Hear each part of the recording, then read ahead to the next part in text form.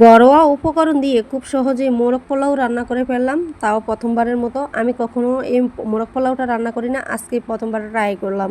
Hello guys, আসসালামু আলাইকুম। সবাই কেমন আছেন? আজকে আমি মোরগ পোলাও রেসিপিটা নিয়ে আসছি, তাও আবার প্রথমবার। আমি জীবনে ফার্স্ট টাইম রান্না করব।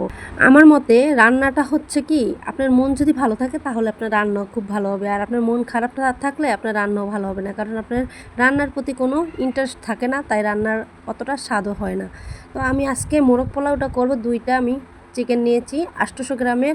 তো মুরগিগুলা কাইটা তারপর ধুয়ে, তারপর এখানে আমি লবণ আর একটু লেবু রস দিয়ে আর সাথে জর্দা রং দিয়ে একটু মেখে নিয়ে তারপর ম্যারিনেট করে নিচ্ছিলাম। আরেকটা প্যানে আমি এখানে তেল দিয়ে তারপরে তেলটা গরম হওয়ার পরে বেরেস্তা ভেজে নিচ্ছিলাম, কারণ মোরগ পোলাওটা রান্না করতে আমার অবশ্যই বেরেস্তাটা লাগবে। তারপরে বেরেস্তাটা হয়ে গেলে আমি মুরগিগুলো একটু হালকা করে ভেজে নিব, বেশি ভাজবো না, আমি 10 মিনিটের মতো ভাজবো, হালকা একদম হালকাভাবে মোরগটা ভেজে নিব মুরগিগুলো। তো এই তো আমার ভাজা হয়ে গেছে, দেখেন আমি কীরকম ভাজা ভাজা করছি, অতটা ভাজি না, মানে জাস্ট একটু স্বাদের জন্য আর কি, কালার আসার জন্য আমি হালকা করে। আর জর্দা রংটা দেওয়ার কারণ হচ্ছে আমার মুরগির কালারটা যাতে সুন্দর হয়।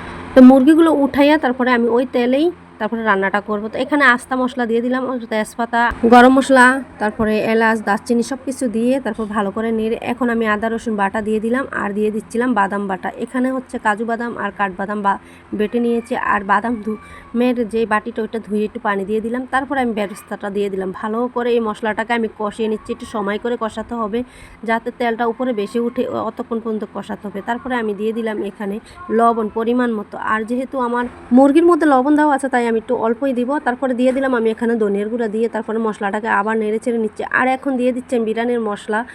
এখানে আমি 3 টেবিল চামচ বিরিয়ানির মশলা দিয়েছি, আর সাথে দিয়ে দিলাম এখন জিরা বাটা। তারপরে এর মধ্যে আমি দিয়ে দিচ্ছিলাম কিছুটা টমেটো সস আর টক দই। তো ওটার আমার ভিডিও করা হয় নাই। তো আমি ভালো করে মশলাটাকে ভালো করে কষিয়ে নিচ্ছি, তেলটা উপরে বেশি ওঠা পর্যন্ত। আমি কয়েকটা কাঁচামরিচও দিয়ে দিলাম উপরে দিয়ে।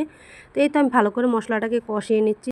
তো আমার মশলাটা মোটামুটি কষানো হয়ে গেছে, এখন আমি চিকেনগুলো দিয়ে দিব, দিয়ে তারপর চিকেনটা ভালো করে কষিয়ে নেব। এই তো আমি চিকেনটা দিয়ে দিলাম, আর দিয়ে এখন ভালো করে নেড়ে চেড়ে উশমিশ করে নিব প্রতিটা চিকেনের মধ্যে, যাতে আমার মশলাটা ঢুকে আর কি। এরকমভাবে ভালো করে নেড়ে ছেড়ে আমি চিকেনটা কষিয়ে নিব। তো এইভাবে আমি নেড়ে ছেড়ে 10 মিনিটের মতো চিকেনটাকে কষাবো, কষিয়ে তারপরে রান্না করব। চিকেনটাকে এভাবে আমি 10 মিনিট ডেকে তারপরে কষিয়ে নিব। তো 10 মিনিট হয়ে গেছে, এখন আমি একটু নেড়ে চেড়ে তারপর পরিমাণ মতন পানি দিয়ে দিচ্ছি চিকেনটা সিদ্ধ হওয়ার জন্য। তো এই তো দেখেন আমি কী পরিমাণ পানি দিয়েছি, যা বেশি পানি দেই না, যা কারণ বেশি পানি দিলে চিকেনটা বেশি সিদ্ধ হয়ে যাবে। তো এই তো আমার মুরগিটা কষানো হয়ে গেছে, রান্না করা হয়ে গেছে, আমি পানিটাও কমে আসছে। এখন আমি মুরগিটা নামিয়ে তারপরে আরেকটা চুলায় আমি এখন পোলাওটা রান্না করব। তো দেখেন মুরগিটা কীরকম ভুনা ভুনা হয়ে গেছে, আর কালারটাও সুন্দর আসছে, তেলটা উপর দিয়ে বেশি উঠেছে। তো এখন নামিয়ে নিচ্ছি, আর একটা পাতিল দিয়ে দিলাম। পাতিল একটা বড় পাতিল দিচ্ছি, যেহেতু মুরগি আর চাল পানি একসাথে দিব, তো অনেকটা বড়ই মোটামুটি পাতিল নিয়েছি। তো এখানে আমি দিয়ে দিচ্ছি এখানে ঘি দিয়ে তারপরে ঘিটা একটু গরম হইলে তারপর আমি কিছুটা আস্তা মশলা দিয়ে দিব। তো এই তো আস্তা মশলাগুলো দিয়ে দিচ্ছি, মশলাটা একটু ভেজে নিয়ে তারপর আমি চালটা দিয়ে দিচ্ছি। চালটা এখন একটু ভালো করে ভেজে নিব, যাতে চালটা পুরো ঝরঝরা হওয়া পর্যন্ত আমি চালটাকে ভাজবো, একটু সময় নিয়ে ভাজবো। তো এর কিছুক্ষণ ভাজার পরে তারপরে চালটা পুরো ঝরঝরা হওয়ার পরে আমি এখন দিয়ে দিচ্ছি কিছুটা আদা বাটা, অল্প পরিমাণে দিব, যেহেতু আমার মুরগির মধ্যে আদা বাটাটা আছে, তো অল্প করে দিয়ে দিলাম। দিয়ে এই আদাটাকে ভালো করে ওশমিশ করে ভেজে নিব চালটার মধ্যে, যাতে আদার গন্ধটা না লাগে, সেভাবেই ভাজবো। পুরো আমার চালটা ঝরঝরা হয়ে গেছে, এখন আমি দিয়ে দিব পানি পরিমাণ মতন।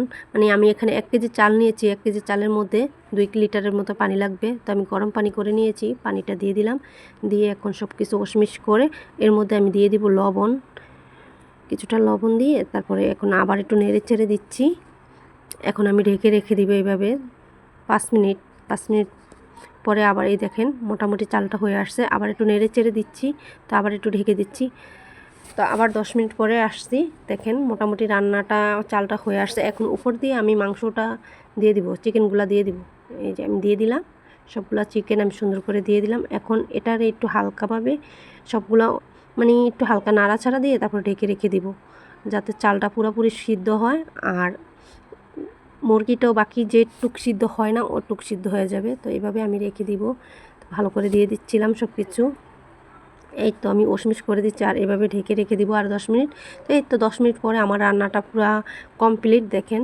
আর আমার মোরগ পোলাওটা এত ঝরঝরা হয়েছে কি বলবো, আসলে অনেক। আর 5 টাইম রান্না করছি, মোটামুটি 5 টাইম হিসাবে মোটামুটি ভালো হয়েছে।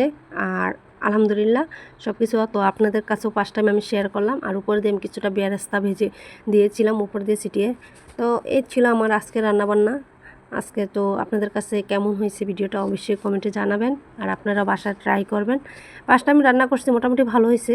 সেকেন্ড টাইম আর একটু ভালো হবে, সবাই দোয়া করবেন। আমি এরকম একটু করে সব কিছু শেয়ার করার চেষ্টা করব আপনাদের। আর আপনারা যদি কোনো ভিডিও দেখতে চান অবশ্যই আমার কমেন্ট করবেন, কমেন্টে জানাবেন। ধন্যবাদ সবাইকে। আসসালামু আলাইকুম, ভালো থাকবেন। আল্লাহ হাফেজ।